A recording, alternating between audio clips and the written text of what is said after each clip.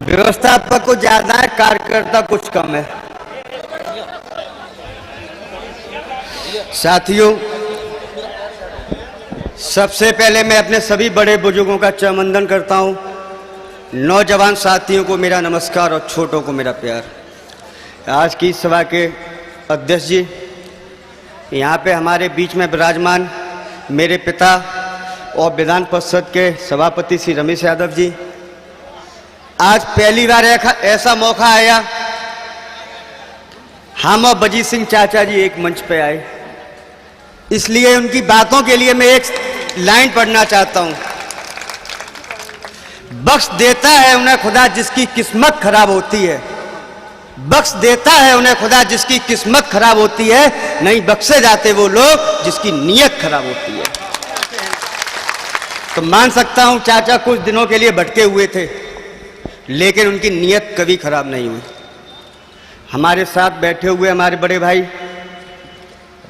रेवाड़ी के राजेश यादव जी, रेवाड़ी का नाम मैं हमेशा इसलिए जोड़ के चलता हूं, सर्किट ब्लॉक में बहुत पुरानी हिस्सेदारी रेवाड़ी की रही, चाहे वो हत्याओं की हिस्सेदारी रही हो, चाहे वो राजनीति की हिस्सेदारी रही हो। उस परंपरा से हमारे राजेश भाई कोसों दूर रहे और ऊपर वाले का आशीर्वाद और आप लोगों का प्यार रहा, जो आज तक ये जिंदा बैठे हुए हैं। यहाँ पे हमारे बीच बैठे हुए राम प्रकाश प्रधान जी, चेयरमैन सर्किट भाई सतपाल सिंह यादव जी, हमारी विधानसभा के अध्यक्ष जग्गू भाई, तमाम मेरे प्रधान, पूर्व प्रधान और सामने बैठे हुए जनता जनार्दन और मीडिया भाइयों, सभी लोगों का मैं वंदन और स्वागत करता हूं।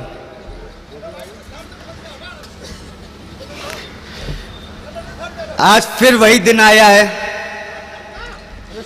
यही जगह थी, यही ऋतु थी, यही जमाना था, यहीं से हमने चुनाव की पहले इंतहा की थी और आज फिर करने आए हैं। साथियों, मान सकता हूं इस बात को, जो पहले बगल में खड़े हुआ करते थे आज वो सामने खड़े हैं, और जो पहले सामने खड़े हुआ करते थे आज वो मेरे बगल में खड़े हैं। शायद उस जगह गलत मैं भी हो सकता हूं, मैं किसी पे कोई दोषारोपण नहीं कर रहा हूं, लेकिन हमेशा एक चीज देखी जाती है, जो यहां पे बैठे हुए हैं ये लोग मकान मालिक नहीं किराएदार होते हैं, जिसमें मैं भी अब अपनी गिनती मैं भी करता हूं, और जो सामने बैठे हुए लोग होते हैं ये एक व्यक्ति की रीढ़ की हड्डी होते हैं और पार्टी की रीढ़ की हड्डी होते हैं। अगर ये डिस्टर्ब हो गए तो ये मंच इनको कभी नहीं मिल पाएगी, क्योंकि दोनों चीजें ध्यान में रहती हैं। जो मंच पे बैठे होते हैं वो हमेशा दिमाग में रहते हैं, और जो सामने बैठे रहते हैं वो हमेशा दिल में होते हैं। किसी ने एक बात बड़ी खूब कही थी, दिमाग से सोचो जरूर, लेकिन करना हमेशा वही जो दिल कहे। जब मैं पहली बार चुनाव में आया था उस समय भी मैंने यहीं से शुभारंभ किया था अपने चुनाव का। उस समय उंगली पे लोगों को गिना करता था, बंदल में चले जाओ तो आला प्रधान जी, बालाचंद प्रधान जी, राम प्रकाश प्रधान जी, जग्गू प्रधान जी, इस रोड पे आ जाओ तो रहीशपाल सिंह जो हमारे बीच में नहीं है, और दिनेश मास्टर, 5-6 लोगों ने चुनाव लड़ाया। आज तो इतना बड़ा कारवां मेरे साथ है।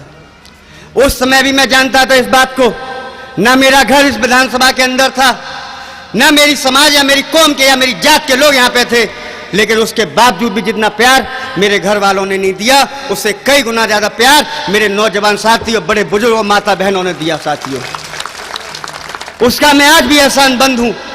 मान सकता हूं कि 4.5 साल सरकार की सरगर्मियों में रहा हूं, गलती चाहे जाने में अनजाने में हुई हो, जिसके भी साथ मेरी गलती हुई हो, मैं उसके सामने माफी मांगने के लिए भी तैयार हूं, लेकिन प्रयास फिर भी यही बात का किया कि कोई गलती ना करूं।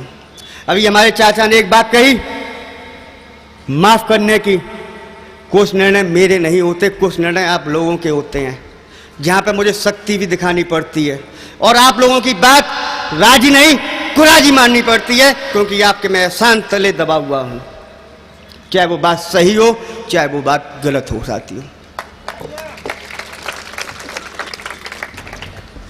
हमारे कुछ साथियों की शिकायत रही सूखा राहत को लेके मैं इतने लोगों के सामने कहना चाहता हूं, माननीय सभापति जी भी बैठे हुए हैं, इस बात को ये भी जानते हैं, हमारे माननीय मुख्यमंत्री जी ने 2000 करोड़ रुपया उत्तर प्रदेश सरकार का दिया। उसका एक नियम होता है कि 50% पैसा भारत सरकार देगी और 50% पैसा उत्तर प्रदेश की सरकार देगी, तब वो पैसा गरीबों और किसानों में आ सकता है। लेकिन साथ ही हमारा दुर्भाग्य है, वो पैसा भारत सरकार का आज भी हम लोगों को नहीं मिल पाया है, जिसलिए हमारे तमाम किसान 30 और 40% लोगों को आज भी पैसा नहीं मिल पाया है।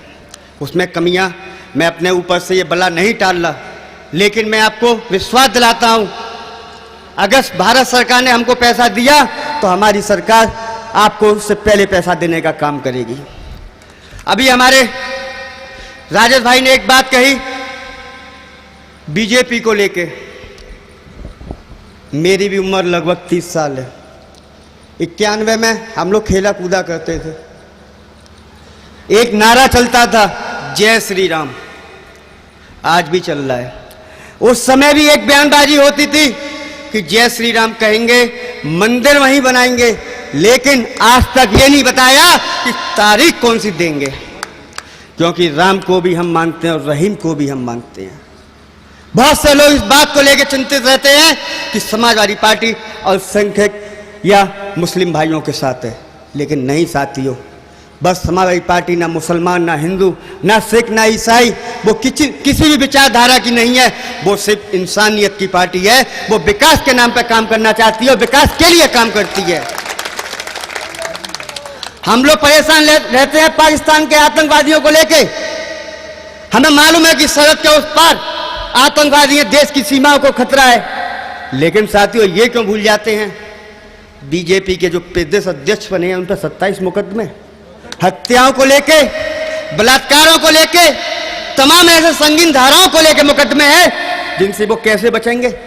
उनके जो राष्ट्र अध्यक्ष बने हैं वो तो खुद ही एक आतंकवादी लगते हैं शकल से। साथियों, इस बात को मैं आपको कहते हुए कतई नहीं, गुजरात वाला कांड आज भी हम लोग नहीं भूले हैं, उस समय कितने निर्दोषों की जान गई, हम मान सकते हैं इस बात को। सुप्रीम कोर्ट सबसे बड़ा कोर्ट है, हाई कोर्ट हमारे लिए सबसे बड़ा कोर्ट है, मानते हैं, लेकिन उससे बड़ा ऊपर वाले का कोर्ट है। नहीं बख्शे जाएंगे वो लोग जिन्होंने बेसहारा, जिनकी क्या कमी थी कि मुसलमान होना ही उनका गुनाह था।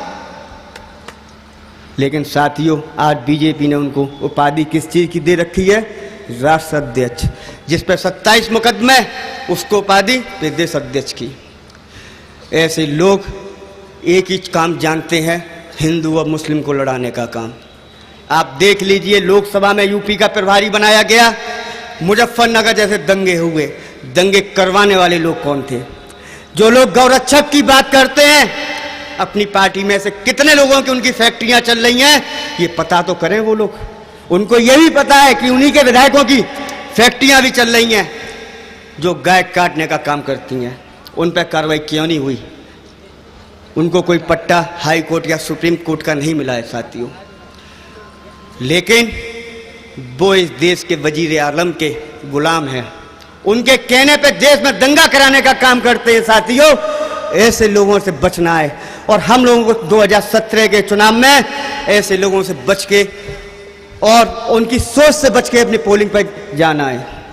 अभी बात करूं साहब बीएसपी की, अच्छी बात है,